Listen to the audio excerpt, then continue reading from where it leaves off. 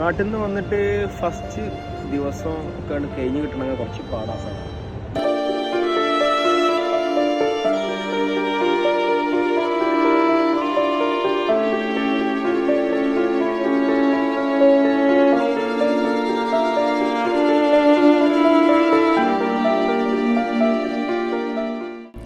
സങ്കടമുണ്ട്. നമ്മളെ കരിമോളെ അതുപോലെ തന്നെ റസി മോനോസിനെ നമ്മളെ കുട്ടികളെ വിട്ടു പോകുന്നത് ഭയങ്കര വിഷമം. വേറെ ഒക്കെ പ്രശ്നം എല്ലാ തവണയും നമുക്ക് പറഞ്ഞാൽ ആ ഒരു പ്രശ്നം മക്കളെ വിട്ടിട്ട് പോകുമ്പോൾ ഭയങ്കര വിഷമമാണ്. അതൊരിക്കലും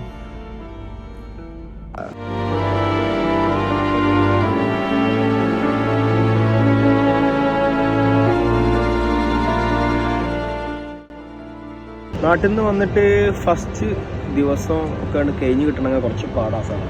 അപ്പം അങ്ങനെ വന്നപ്പോൾ നമ്മളിതാ നല്ലൊരു നാടിൻ്റെ അതേ ഒരു ഫീലിട്ടൊന്ന് ഒരു ടാങ്കും അതേപോലെ ടാങ്കിൻ്റെ മുട്ടിൽ അതൊക്കെ ഇരിക്കുകയാണ്. പറഞ്ഞിട്ട് അസാദിൻ്റെ ഓരോ തള്ളകളൊക്കെ കേട്ടിട്ട് ഒരു ചായ എല്ലാം കുടിച്ചിപ്പോൾ ഇങ്ങനെ ഇരിക്കുകയാണ്.